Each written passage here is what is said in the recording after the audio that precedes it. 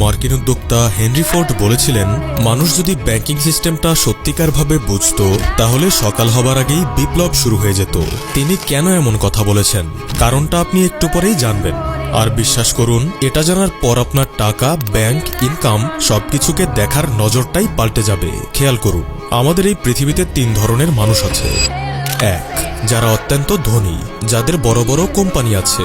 অনেকের তো সেই কোম্পানিগুলো বহু বছর ধরেই লসে আছে, তবুও তারা কোনো এক জাদু বলে কেবল ধনী থেকে আরো ধনী হয়ে উঠছে।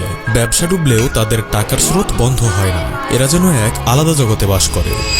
2, মিডল ক্লাস, যারা 9 to 5 অফিস, কম্পিউটার স্ক্রিন আর সেলস টার্গেট নিয়ে ব্যস্ত থাকে এবং জীবনের এক সময় গিয়ে কার লোন বা হোম লোন নেয়, আর এরপর সেই লোন শোধ করতেই পুরো জীবন কাটিয়ে দেয়। 3, গরিব বা দিনমজুর, যারা শহরের সবচেয়ে বড় বিল্ডিং বানায়, মল তৈরি করে, রেস্টুরেন্ট দাঁড় করায়, কিন্তু এদেরই যদি কেউ একটা উইশ করে যে নিজের হাতে তৈরি করা রেস্টুরেন্টে 1 কাপ কফি আর স্ন্যাক্স খাবে, তবে দেখা যাবে ভাইজান, তাদের সারাদিনের মাথার ঘাম পায়ে ফেলা টাকাও ওই কফি আর স্ন্যাক্সকে অ্যাফোর্ড করতে পারবে না। কিন্তু এমনটা কেন? কেন কারো কাছে টাকার শেষ নেই আর কারো কাছে টাকাই নেই? কেন ধনী গরিবের ব্যবধান প্রতিদিন আরো বাড়ছে?